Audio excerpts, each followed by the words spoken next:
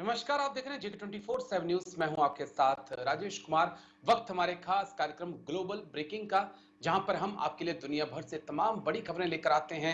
Expert हमारे साथ जुड़ते हैं, उनसे खबर के हर एंगल को समझने समझाने की कोशिश करते हैं। तो कार्यक्रम की शुरुआत बड़ी खबर के साथ। यहां सिनवार की मौत से सदमे में ईरान। सिनवार की पोस्टमार्टम रिपोर्ट भी सामने आई। सिर में लगी गोली से यहां सिनवार की मौत। नेतन्याहू बोले बदला लिया मगर जंग जारी रहेगी। यहां सिनवार की मौत से सदमे में पहुंचा ईरान। सिनवार की पोस्टमार्टम रिपोर्ट आई सामने। सिर में लगी गोली से यहां सिनवार की मौत। नेतन्याहू बोले बदला लिया मगर जंग जारी रहेगी। यहां सिनवार की मौत से सदमे में ईरान। सिनवार की पोस्टमार्टम रिपोर्ट सामने आई। सिर में लगी गोली से यहां सिनवार की मौत। नेतन्याहू बोले बदला लिया मगर जंग अभी जारी रहेगी। यहां सिनवार की मौत से सदमे में ईरान।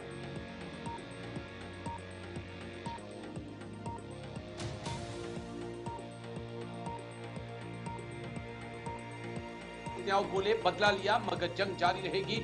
जल्दी से एक बार ग्राफिक्स प्ले कर दीजिए, उसके बाद फिर अपने एक्सपर्ट से के पास चलेंगे, उनसे समझेंगे कि अब आगे क्या होने वाला है। बड़ी खबर आपको बता दें, नेतन्याहू बोले बदला लिया मगर जंग अभी जारी रहेगी। सिनवार की मौत से ईरान को सदमा। हिजबुल्लाह हमास के कमांडर की मौत। ईरान बोला शहीद हुआ यहां सिनवार। इजराइल ने टैंक से किया था हमला। सिनवार के सर पे मारी गोली।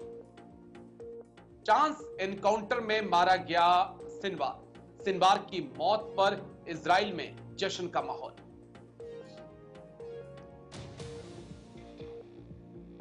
तो ईरान को ये एक बड़ा झटका लगा है यहां सिनवार की मौत। लेकिन अब आगे क्या है? क्या हमास खत्म हो जाएगा? हमास ने सिरे से खड़ा होगा? ईरान पर ये जो लगातार, चाहे इस्माइल हानिया की बात करें, नसरुल्लाह की बात करें, सिनवार की बात करें, तीनों ही टॉप लीडर्स की मौत का ईरान पर क्या असर हुआ है, इसको समझाने के लिए हमारे साथ जाने माने विदेश मामलों के जानकार डॉक्टर राम श्रीवास्तव जुड़ चुके हैं। बहुत बहुत शुक्रिया डॉक्टर राम। जय हिंद। सबसे पहले थैंक यू समय देने के लिए। डॉक्टर राम श्रीवास्तव, जिस प्रकार से यहां सिनवार को मार गिराया, उससे पहले इस्माइल हानिया, हसन नसरुल्लाह और अब यहां सिनवार, और बेहतरीन तरीके से पूरे ऑपरेशन को अंजाम दिया गया। अब आगे आप क्या देखते हैं? क्या इसका असर हमास पे होगा और ईरान पर यह कितनी बड़ी चोट है सर? राजेश जी, सिनवार को जो मारा गया है वो पूरी की पूरी स्टोरी अपने आप में बहुत कुछ कहती है। पहली चीज तो ये कि पेट्रोलिंग पार्टी को देखा एक संदिग्ध आदमी, उन्होंने उसको आह्वान किया, चेतावनी दी, तो उधर से हैंड ग्रेनेड आया। वैसे ही इन्होंने उस बिल्डिंग पर अटैक कर दिया। अब अटैक किया किससे? तोप से। लेकिन सिनवार की मौत हुई है किससे? गोली से। अब वो कैसे हुई? जो मीडिया में आपको एक ड्रोन दिखाया गया है, उस ड्रोन में सिनवार एक सोफे पर बैठा हुआ है और उसने ड्रोन को जैसे ही देखा उसकी तरफ लकड़ी फेंकी और लकड़ी फेंकते से ही ड्रोन अलग हो गया, थोड़ा सा धुआं सा निकला और सिनवार वहां ढेर हो गया। और इसके बाद जो है उस बिल्डिंग को पूरा ही नष्ट कर दिया गया। लेकिन ये बात अपनी जगह सही है कि ड्रोन के आने के पहले सिनवार जिंदा था और ड्रोन के द्वारा निश्चित रूप से गोली छोड़ी गई, जो अपने आप में बहुत बड़ी कहानी बताती है।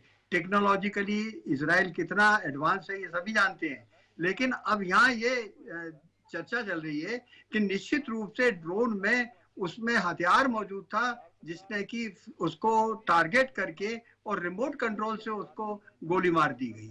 और ये लगता भी है क्योंकि उसकी ये चोट है वो दाहिने कनपट्टी के ऊपर यहाँ पर चोट है।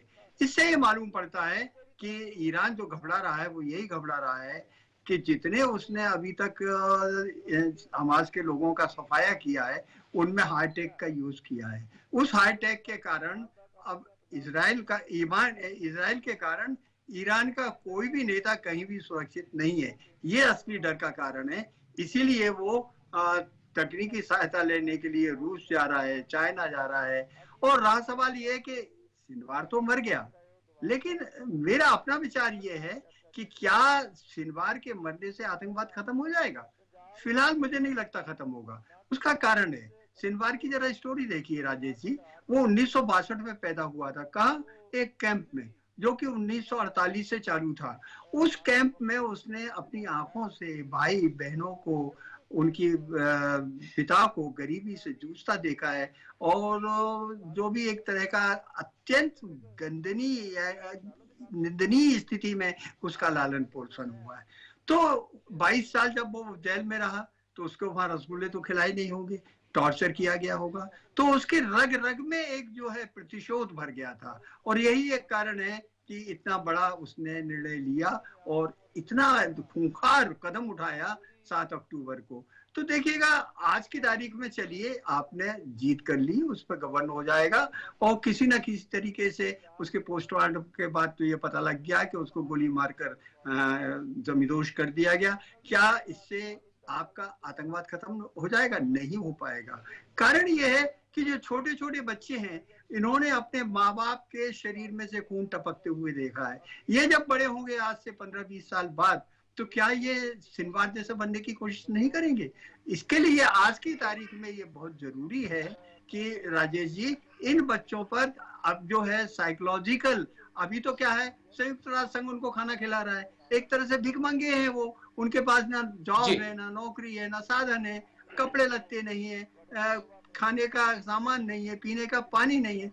आज ये मैं डॉक्टर साहब सिर्फ 22 लाख लोग आपको टोक रहा हूँ, मैं बीच में आपको टोक रहा हूँ, एक चीज पूछना चाहता हूँ कि क्या ये बच्चे जो आज राहत कैंपों में हैं, जिनकी आप बात कर रहे हैं, क्या इन्होंने ये भी देखा होगा कि हमारे जो माता पिता हैं, चाचा हैं, उन्होंने 7 अक्टूबर को इजराइल के अंदर घुसकर क्या किया था? इन्होंने वो भी देखा होगा शायद कि किस प्रकार से एक वक्त ऐसा था जब गजा क्रॉस करके इजराइल में ये लोग काम करने जाते थे और वहां से पैसा लेकर आते थे और उनका परिवार पलता था। तो ये भी तो देखा होगा डॉक्टर साहब उन्होंने, कि यही देखा होगा कि इजराइल ने क्या किया। जी, निश्चित रूप से देखा होगा, लेकिन वो जो देखा होगा उसमें उन्होंने सुना ज्यादा होगा, अपनी आंखों से कम देखा होगा कि कैसे जो है हमास के आतंकवादी गए। देखिए, हमास एक अलग ऑर्गेनाइजेशन है, पैलेस्टीन के लोग जो है फिलिस्तीनी, वो अलग है। ये यासिर अराफात वाली औलादे हैं जिन्होंने सबसे ज्यादा कष्ट उठाया है, जो कि करीब करीब 42,000 से ज्यादा लोग मर चुके हैं, 1 लाख से ज्यादा अपंग हो गए, घायल हो गए, इलाज नहीं मिल रहा है। तो आंखों के सामने तो उन्होंने अपने माँ बाप के पेट में से, शरीर में से खून टपकता देखा है। वो खून जो है इतनी जल्दी ठंडा नहीं होने वाला। जब ये युवक बनेंगे तो फिर ये आतंकवाद की घटना बढ़ेगी और इस तरह से फिर हमेशा युद्ध चलते रहेंगे। इसलिए ये आवश्यक है कि आज वो 22 लाख की जो जनसंख्या गाजा पट्टी में है, उनके बच्चों को अंतर्राष्ट्रीय समुदाय द्वारा किसी ना किसी तरह से एक मनोवैज्ञानिक एक मुहिम चलाना चाहिए, जिससे कि इनके दिमाग में से ये आतंकवादी जो एक जज्बा भरा हुआ है वो निकले, नफरत का। नहीं तो क्या होगा, ना जाने क्यों ऐसा लगता है डॉक्टर साहब कि जब तक ईरान रहेगा, जब तक ईरान के अंदर खामनेई जैसे नेता रहेंगे और जब तक पाकिस्तान के अंदर जनरल मुनीर या आईएसआई रहेगी, तब तक दुनिया को ऐसे आतंकियों का सामना करना पड़ेगा। जब तक इन दोनों मुल्कों के ऊपर कंट्रोल नहीं होगा, इनकी सोच पर, इनकी विचारधारा पे कंट्रोल नहीं होगा, तब तक मिडिल ईस्ट और हिंदुस्तान के सामने ऐसी परेशानियां आती रहेंगी। मैं आता हूं डॉक्टर साहब आपके पास। राजेश जी, क्या आप समझते हैं कि जी बोलिए बोलिए, जल्दी से बोलिए डॉक्टर साहब। राजेश जी, आप क्या ये समझते हैं कि बम और गोले से इनको दबाकर इनकी विचारधारा को नष्ट किया जा सकता है? विचारधारा को समाप्त करने के लिए ये जरूरी है यरूशलेम को अंतर्राष्ट्रीय पवित्र क्षेत्र घोषित करके उसको वेटिकन सिटी जैसा संयुक्त राष्ट्र संघ को लेना चाहिए। और दूसरा, इनके दिमाग में से जब तक ये कीड़ा नहीं निकलेगा कि यहूदियों को इस धरती पर रहने का अधिकार नहीं है। अल्लाह ताला ने तो यहूदी बनाए हैं, मुस्लिम भी बनाए, हिंदू भी बनाए हैं, लेकिन अल्लाह ताला के यहाँ अगर इस बात की गुंजाइश होती कि यहूदियों को नहीं धरती पर भेजना है तो भेजता ही क्यों? तो ये जो एक मानव सभ्यता का विकास हो रहा है, उसमें जो रोड़े बन रहे हैं धार्मिक अंधता का, वो जब तक नहीं हटेंगे, जो शरीयत के कानून के तहत उल्टी सीधी आतंकवादी बातें कही जाती हैं, वो जब तक बीज नहीं हटेगा तब तक इस तरह आतंकवाद पनपता रहेगा राजेश जी। बिल्कुल सर, लेकिन डॉक्टर साहब मेरा पॉइंट यह है कि जब एलटीटी की विचारधारा को दबा दिया जा सकता है, खत्म किया जा सकता है, तो इस विचारधारा को भी खत्म किया जा सकता है, लेकिन बशर्ते उन देशों पर लगाम लगानी होगी, उन पर कार्रवाई करनी होगी जो हमास, हिजबुल्लाह, लश्कर, जैश, हिजबुल जैसे आतंकी संगठनों को पैसा और हथियार दे रहे हैं सर। जब पैसा और हथियार नहीं बिल्कुल सही मिलेगा बात, तो कहां से आतंकी लड़ेंगे सर। मैं लौटता हूं सर आपके पास, सही एक और बात। बड़ी खबर है, उसके बाद मैं आपके पास आता हूं सर। अमेरिका की खुफिया एजेंसी एफबीआई का बड़ा दावा, रॉ ने रची पन्नू हत्या की साजिश। बड़ी खबर आपको बता दें इस वक्त की, रॉ की खुफिया एजेंसी ने बड़ा दावा किया है। रॉ की खुफिया एजेंसी का बड़ा दावा, अमेरिका की अमेरिका की खुफिया एजेंसी एफबीआई का बड़ा दावा है कि रॉ ने पन्नू हत्या की साजिश रची है। विकास यादव के खिलाफ चार्जशीट दायर की गई है। भारत ने विकास यादव को गिरफ्तार किया, यह भी एफबीआई जानकारी दे रहा है। बड़ी खबर आपको बता दें, अमेरिका की खुफिया एजेंसी एफबीआई का दावा, रॉ ने रची पन्नू हत्या की साजिश। विकास यादव के खिलाफ चार्जशीट दायर की गई है। अमेरिका की खुफिया एजेंसी एफबीआई ने बड़ा दावा किया है, भारत ने पन्नू के खिलाफ रची साजिश। एफबीआई ये दावा कर रहा है, एफबीआई का भारत पर आरोप, पन्नू की हत्या की साजिश रची, रॉ ने रची हत्या की साजिश, विकास यादव का नाम लिया, भाड़े पर हत्या की कोशिश की गई। हिरासत में निखिल गुप्ता इस वक्त अमेरिका के, दोनों पर मनी लॉन्ड्रिंग का भी केस लगाया गया है। डॉक्टर साहब बता पाएंगे इस पूरे मामले पर कि आखिरकार क्या ये चल रहा है? डॉक्टर राम श्रीवास्तव, थोड़ा समझाइए। रॉ पर आरोप लग रहे हैं, भारत पर आरोप लग रहे हैं, अमेरिका की खुफिया एजेंसी दूसरे देश की खुफिया एजेंसी पर आरोप लगा रही है कि वो गुरपतवंत सिंह पन्नू की हत्या कराना चाहता था। इसे आप कैसे देखते हैं? इन आरोपों में कितना दम है डॉक्टर साहब? नहीं है, ये आरोप अगर ये सही होते तो उनको 4 बार नहीं बदलना पड़ता। उन्होंने निखिल गुप्ता के लिए जो आरोप लगाए थे उसका एक इंटरव्यू जो है गार्डियन में छपा है, वो मैं उसको डिटेल में देख रहा था, आपके पास ही मैंने कॉपी भेजी है, आप देखिएगा। पहली बार उसका कोई इंटरव्यू छपा है, निखिल गुप्ता ने खुद बताया है 4 बार उसके ऊपर आरोप बदले गए। पहली बार जो आरोप लगाया गया था ड्रग ट्रैफिकिंग का बताया गया था, हथियार माफिया का बताया गया था। असली में वो उसकी हिंदुस्तान में फैमिली रहती है, वो एक छोटा सा व्यापारी है जो विदेशों में जाकर जो है अपने इंपोर्ट एक्सपोर्ट का बिजनेस करता है। वो कई बार जाता रहता है, केवल अमेरिका नहीं जाता, दूसरी जगह भी जाता है। अब सवाल ये उठता है, मनी लॉन्ड्रिंग का ऐसा मामला है, कहीं भी लगाया जा सकता है, ये पॉलिटिकल स्टंटबाजी है।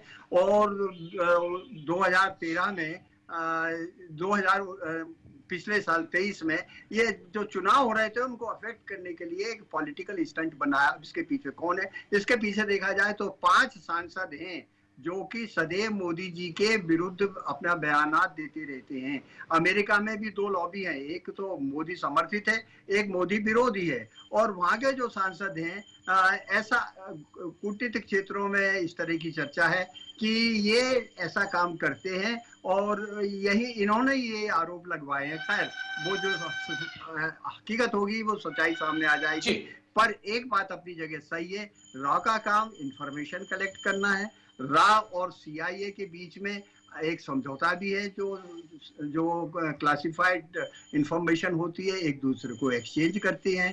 क्वाड में भी यही होता है, हम केवल उससे ही नहीं, जापान से भी एक्सचेंज करते हैं, ऑस्ट्रेलिया से भी करते हैं। तो रॉ की कभी ये पॉलिसी नहीं रही है कि किसी को बाहर जाके मारे या किसी को वहां फिरौती दें और या सुपारी दें कि तुम उसको मारे आओ। अब ये जो मामला है, ये इसकी जड़ में जाने की आवश्यकता है और मेरा ख्याल है कि भारत की एनआईए इसमें एक अलग एंगल से डॉक्टर राम आपसे चीजों को समझना चाहूं।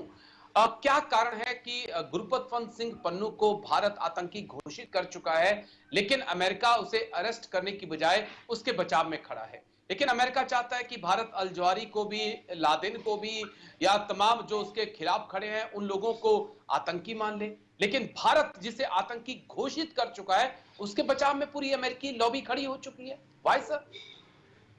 राजेश जी, मेरे विचार में जो सांप होता है ना, सर्प होता है, स्नेक होता है, दो मुखी भी हुआ करता है, ये सभी जानते हैं। अब अगर ये अमेरिका का ये कहना कि अमेरिकन नागरिक को अमेरिकन धरती पर या कनाडा के नागरिक को कनाडा की धरती पर मारने की साजिश करना, तो उसका देश उनको बचाव करेगा। अब मैं पूछना चाहता हूँ, क्या जमाल जो है खासगी जो था वो अमेरिकन नागरिक नहीं था? उस अमेरिकन नागरिक को जो कि पत्रकार था और सऊदी अरब से भागकर आया था, राजनीतिक शरण ली थी, वॉशिंगटन पोस्ट, न्यूयॉर्क टाइम्स में एक बड़े अच्छे अच्छे आर्टिकल छापता था, वो जब इस्तांबुल गया और एम्बेसी के भीतर जैसे ही गया तो इसके बाद कभी लौट कर ही नहीं आया। बाद में पता लगा जब उसकी अच्छी तरह से जांच हुई कि उसको मार कर, उसको सोडियम हाइड्रोक्साइड के टब में डाल करके उसकी पूरी बॉडी को गला करके और हड्डियों को एसिड में जला करके और पूरी तरह से पानी बनाकर उसको नाली में बहा दिया गया। वहां कहाँ गई थी उनकी नागरिकों की सुरक्षा की व्यवस्था? क्या जमाल खाशगी जो था आतंकवादी था? जमाल खाशगी ने अमेरिका में किसी तरह का आतंक फैलाया था? वो तो वहां का नागरिक था। तो ये जो दो मुखी बातें हैं, ये राजनीति में अमेरिका की बड़ी पॉलिसी रही है, ना केवल अमेरिका की रही है, लेकिन भारत के चतुर विदेश नीति के हिसाब से हमें पूरा अपना उसको एक लीगल सपोर्ट देकर इन निरपराध लोगों को, निखिल गुप्ता को और विकास यादव को बचाना पड़ेगा। मुझे विश्वास है वो लीगली वहां से निकल आएंगे। राजेश, चलिए मैं लौटता हूं डॉक्टर साहब आपके पास। एक और बड़ी खबर है, उसके बाद मैं आपके पास आऊंगा। बड़ी खबर इस वक्त की, भारत और कनाडा के बीच चरम पर कनाडा की विदेश मंत्री ने दिया बड़ा बयान।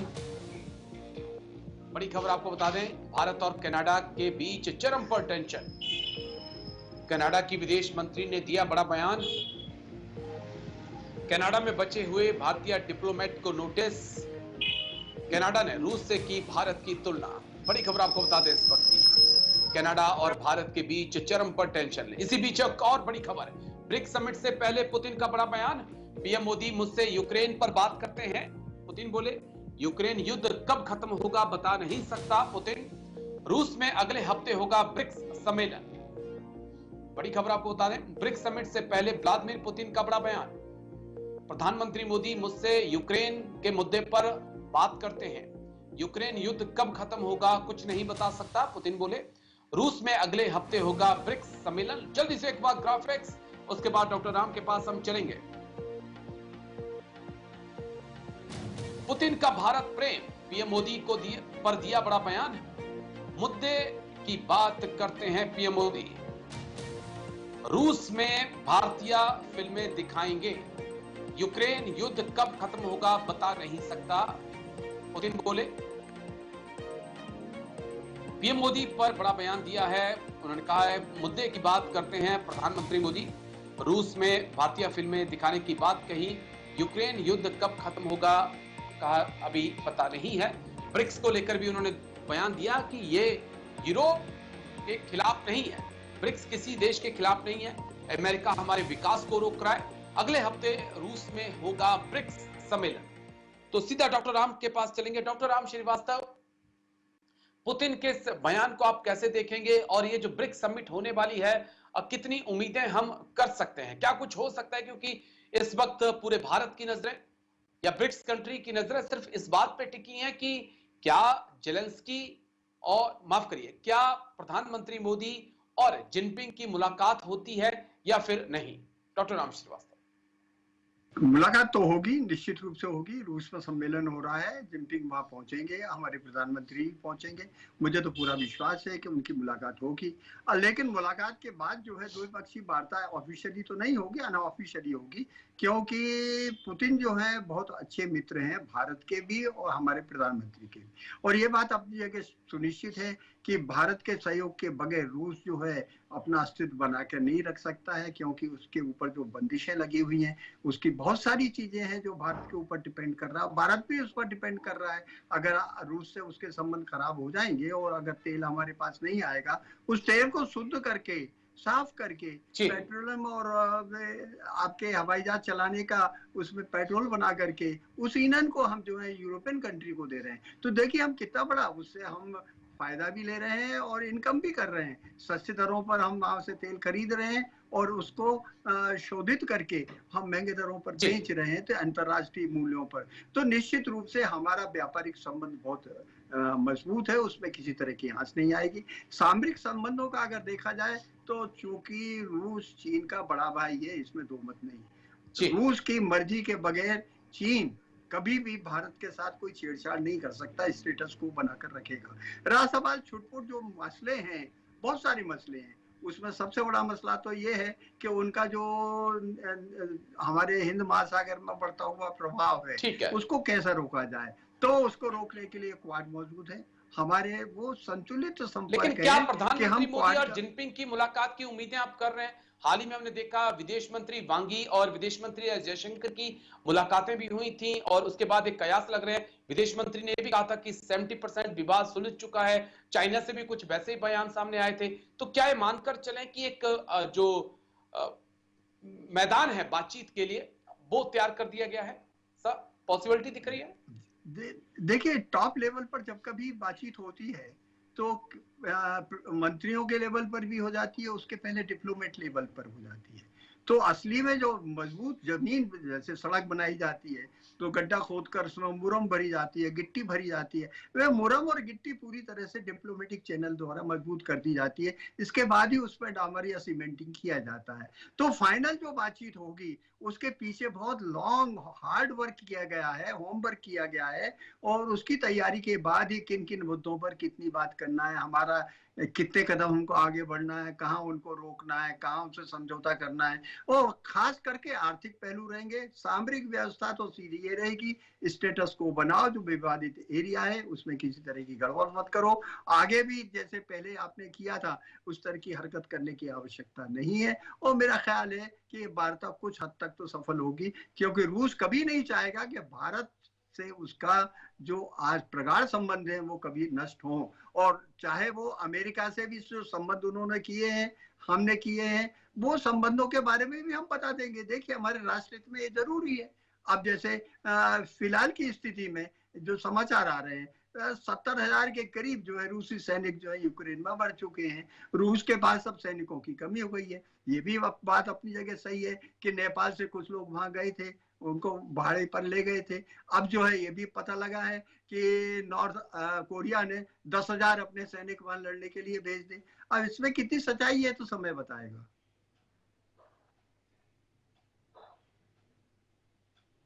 बनाया जाता है। डॉक्टर राम के पास मेरी आवाज नहीं जा रही है, चेक करिएगा। लेकिन इसी बीच एक और बड़ी खबर दिखा देते हैं, उसके बाद हम डॉक्टर राम के पास चलेंगे।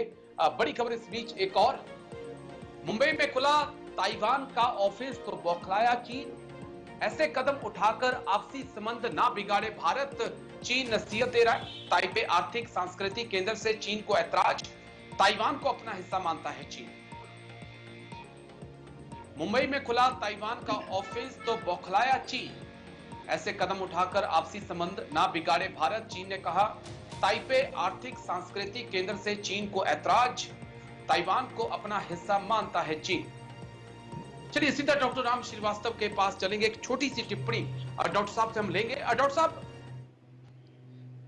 ताइवान का कोई भारत में ऑफिस खुल जाए, चीन को ऐतराज होता है। चीन चाहता है कि भारत वन चाइना पॉलिसी का पालन करे, लेकिन जम्मू कश्मीर और खासकर अरुणाचल प्रदेश के खिलाड़ियों को, लोगों को वीजा देने में जिस प्रकार से वो ऐतराज दिखाता है, स्टेपल करके वीजा देता है, तो अगर आप वन इंडिया पॉलिसी नहीं मानोगे तो इंडिया ने भी तो साफ कर दिया कि हम भी वन चाइना पॉलिसी के लिए तैयार नहीं है। डॉक्टर साहब, ये बिल्कुल टिट फॉर टैट वाली डिप्लोमेसी है। उन्होंने जैसा किया उसका हमको जवाब देना पड़ेगा। रहा सवाल ये कि हमने ये ऑफिस क्यों खोला, भाई इसमें आपके पेट में दर्द क्यों हो रहा है? हमारे ताइवान से जो संबंध हैं वो अपनी जगह हैं। हमको उससे जो सेमीकंडक्टर्स और हाई टेक्नोलॉजी की चिप्स वगैरह मिलती हैं और दुनिया में दूसरी जगह तो मिलती नहीं है। जापान ने भी अभी बनाना शुरू किया है। तो हम अपने विकास के लिए आपके किसी दुश्मन से अगर कुछ चीज लेने जा रहे हैं तो आपके पेट में दर्द क्यों होता है? ये तो चलता रहेगा। वो अपना विरोध प्रकट करते रहेंगे और हम भी मौके पर जो है उनको अपना ताकत बताते रहेंगे। लेकिन मुझे पूरा यकीन है कि ये कोई बहुत महत्वपूर्ण मुद्दा नहीं है, इसकी वजह से कोई बहुत बड़ा तनाव फैल जाएगा, ऐसी बात नहीं है। राजेश जी, चलिए, बहुत बहुत शुक्रिया डॉक्टर राम श्रीवास्तव आपका। बहुत बहुत शुक्रिया सर, समय देने के लिए, तमाम पहलुओं पर इतनी बारीकी से बात रखने के लिए। तो ग्लोबल ब्रेकिंग में आज मेरे साथ इतना ही। कल फिर होगी मुलाकात, दीजिए इजाजत। नमस्कार।